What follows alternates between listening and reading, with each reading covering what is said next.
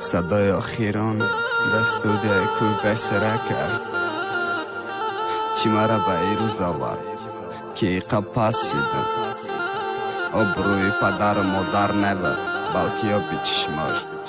میدانم این درد عشق بود روزای بد نگفتم برگرد جانم من خاکی تای پاد میشم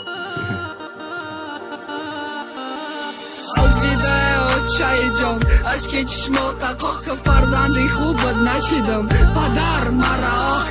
تنها نکنم دادر ما قدر پری کوچه بد چی مرا ای قدر پاس کد غمی یخش رو چه بد بعدی دفن ما قلن بیم بگیرن خبر ما بگن موتم نگیرن برام پی تو خواهی برما دیگه سری کوچه تو نرو مکم نمشینم اشکی که برام مرز افسوسی روز نمبینم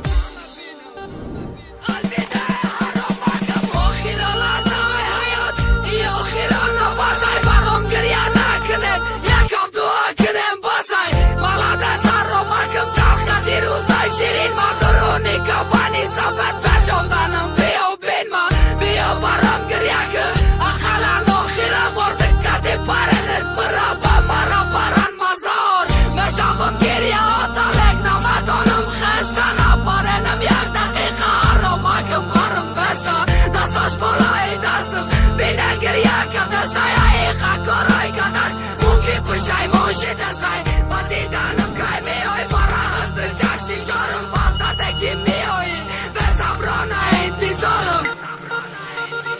گفت میای روی قبرم ملاف چند واجب مخزا پش بگفتم کنم مکنم دشمنم برام عشر زده گفم ایستادم بین او آرام گریه کرده سیاد دروغم مگرم رو شخصیه کرده سیاد دروغم مگرم رو شخصیه کرده سیاد بعد رفتم ای برند یا کدن چی فایده مرده بچی داده کفانه شد کدن چی فایده وقت بالای قبرم خواهم و دستان رزی با مرده دستم باشم گریه کدن چی فایده زدنی دیز سیده رنگی تک تکی ساعت دیگه کتی و بیدو دیدن نمشم نراحت دیگه چنی ما بخدا دوست نمه داره هیچ که دیگه با چشم گریان نمگو برگر مالیش که بجای روانم که خزانه اوجا بهار نست روی خبرم بخونی دل نویسن و گناهگار نزدن از سالی حیاتم هر یک ساعت غنیمت بود بختای تا برم بود ثانیه هاشم قیمت بود شب بخوابم بینم بود بخدا بگر یخش بختم جای جمعه شهی کفانه چوبی تو بود چینای تختم نصیبم خانه عروس دید